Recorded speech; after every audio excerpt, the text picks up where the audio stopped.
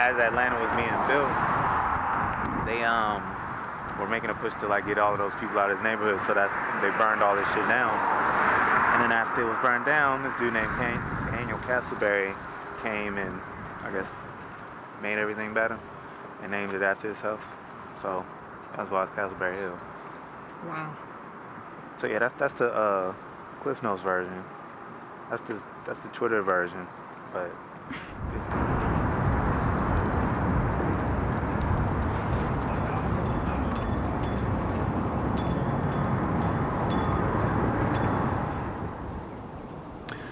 Depending on the day, if you ask me what I think is something every artist needs to be able to do, I'll probably give you a different answer each day.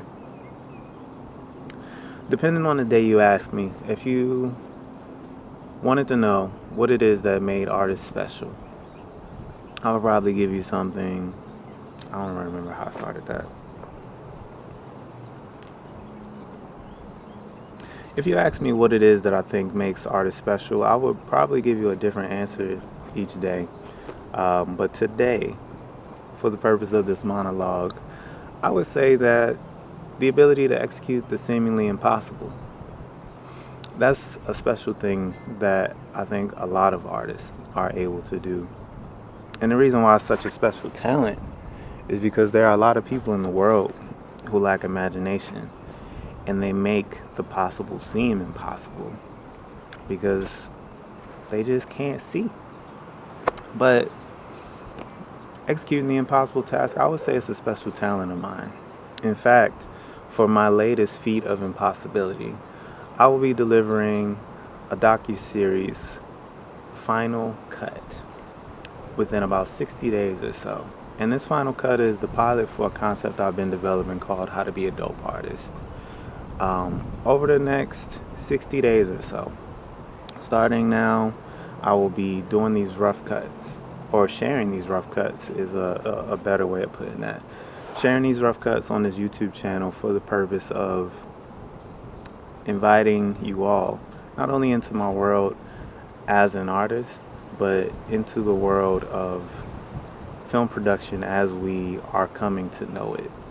I think more and more things, good things, will be done because people are just gonna have to like do them. And a lot of the times we're gonna be doing them on our own, to get them off the ground, like I'm doing this right now. And I think that's why this may seem a little impossible. But with solid production partners like WABE, a good team of people, and a solid community, I've been able to get a lot done. And the people that I do things with, we all are just like serial doers, serial executors of the impossible. So with this docuseries, I intend to highlight the history of artist-led spaces in Atlanta and showcase how this culture extends a lot further back than 1996. I say 96 because I think a lot of people feel that that is the moment when Atlanta thrust itself into everybody's consciousness as being a creative place. But I think a lot of people don't even really respect that moment. I think people need to have more respect for the moment that's happening now. Like, this city is truly influential. Not so much because, I don't know, everything about Atlanta just looks innovative. I think when you are able to have a space with so much creative energy, focused and concentrated, you can't help but have innovation. And I think historically that's what's made Atlanta a beacon for innovators across multiple disciplines. So with this docuseries, my hope is to just really talk about what's happening now, how historically the things that were happening in the moment influence what's next, how that is continuing to be a thing, and just, share my perspective. As an artist who's living his raps, not just making YouTube videos about how to be an artist, ironically. Alright, yeah, this is the ethnographic workshop. Should it just be like How to Be a Dope Artist? Is that the title? How to Be a Dope Artist? Oh no. Yeah, I'm gonna just keep it simple. It's gonna be How to Be a Dope Artist, intro to digital ethnography or something like that. No, experimental ethnography. What do you think? Sounds good. I guess that's like your branding. That's gonna be everything. Yeah, that makes sense, especially since it's Georgia Tech. Yeah. I mean, it makes sense. Like that's like I said, like that'll be something you use everywhere. Plus, since it's academia, you can have the longest title in the world for whatever your class offering is. That's so true. I took a class. What was it called? Intro to Economics and Cultural Affairs, and it had a third part. And I was like, How dang. to do good for people. Yeah. 105. Literally, when I tell people I studied public policy, they're like, oh, okay. First time I wrote a syllabus, they were like, what's your workshop title? And I think I gave them something simple. And they was basically like telling me I had to like add stuff to it. Like I definitely needed to have a colon, because, it was like long title and subtitle. It's kind of like an African name. Like it was every time I meet somebody African and they tell me their name, I always ask them if they got like 6 more of them. And they always have at least 4. Yeah. So for whatever this title is, it's got to be at least 7 words. Well, you got 4 down. How to be a dope artist. Working... Intro to experimental ethnography. We're doing big things. So you focusing on syllables? Wait, did I do that? Yeah, you just did syllables. How to be a dope artist. Oh. Intro to experimental ethnography. I did not. Okay, but the 2B, do those really count? Those are words. Yeah, but like when someone's like I'm trying to think of organization, like this organization I'm thinking about.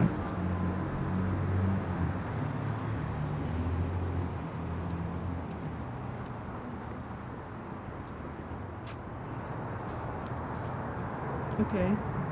Could I just get you walking past it? This line? Yeah, to my right, your left. Okay.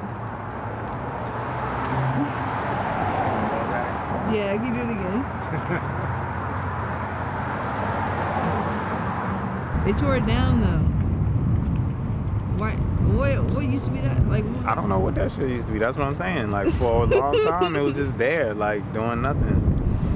I guess just waiting to be knocked down. It's like weird, like to think about how like we use the term like activating spaces. Yeah. It's like they're reactivating downtown. They need to. This downtown is atrocious.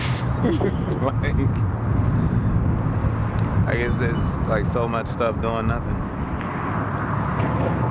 And it's downtown. And it's like, how many people in Atlanta? Like 6 million people? No, it's actually only in the metropolitan area. I don't know. It's about 2 million. No, 1 million. 1 million, 2 million. Alright. Well, I don't know where I'm getting my facts from. But there's a lot of damn people that I had no downtown. Yeah, that's still fair. What's up? How you good? What's up, bro? I put all my sound devices in my pocket and stuff. How you doing, family? Good. Out here doing your thing, right? Yeah, man. I gotta get this. I still gotta get that book finished up. So I got these workshops locked in. So I'm gonna be able to have some materials to actually like put out the book. I know it's in your master plan, though. So I already know it's in progress and process. But whenever you're ready, let me know. No, I'm gonna let you if know. there's anything I can do. Yeah. You know what I'm saying? Yeah. A whole lot of like unexpected conversations, but all good conversations this week. And this is How to Be a Dope Artist, a book that I've written and completed and started workshopping out in the world to serve the creative mind by assisting with the process of organizing the many thoughts and ideas and ways. Yeah, How to Be a Dope Artist, a book that I wrote in 2022. Have been workshopping, and the purpose of it is just really to highlight that there are about 10 congruent steps, I believe, in every artist practice. And if you consistently tap into that framework, you can manifest pretty much anything. Atlanta itself is unique because it's like one big incubator. And I know like incubators are super cool now. Everybody has an incubator or is like raising money to incubate talent or wants to incubate talent, really because a lot of y'all are cheap. But this city is basically like this special alchemical place where if you have an idea, you can bring it here and get it off the ground pretty quick.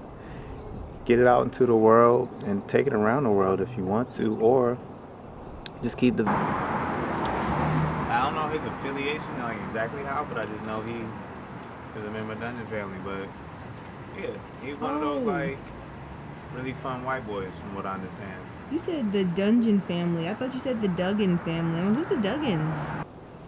Since 2019, I've been refining the How to Be a Dope Artist concept, and the hope was that it could serve the purpose of helping artists tap into a very crucial side of ourselves, a side that doesn't get enough credit for, helping us do what we do. And that side is the organizational side, the side that helps us to be consistent.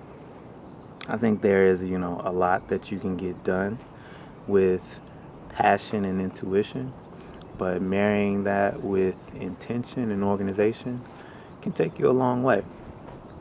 Unfortunately, there's no finite formula for being an artist. I would say the closest thing to a finite formula is trial and error and more error, and then you do it again. But in this docuseries, the goal is just to share the creative journey that we've all embarked on, what we've gotten from it, and really just how we live as artists, how we do the things necessary to live and make our brilliant lives sustainable. So, with all of that being said, my first step is to get these rough cuts done, share them with y'all on a weekly basis, and get to that final cut in 60 days. I say 60 days because I don't remember my deadline exactly, but I know it's sometime at the beginning of June. So whenever you see this, just know that in about 60 days, I'm going to have a finished docuseries pilot. And from there, we're going to get 9 more episodes of this thing. Because there are 10 chapters in the book. So I need 10 episodes to really share everything that I feel needs to be said about this topic. So that brings us to the first step for me, and I think the first crucial step in a lot of documentarians' process, and that is activating the archive. It could be a documentarian's dream or nightmare, I guess depending on how many terabytes you got in there and the last time you looked at it, what cords you have that still work on your current computer. So many things that make the archive a very complex thing to navigate. But I can guarantee you that there are so many stories that could be told just waiting if we just open up our archives and use them. So, with that being said, here we go.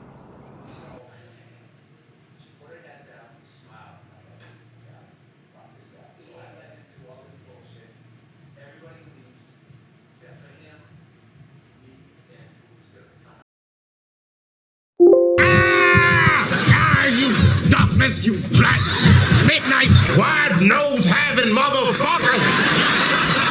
They should have never gave you niggas money. You don't know how to appreciate it. You know you get a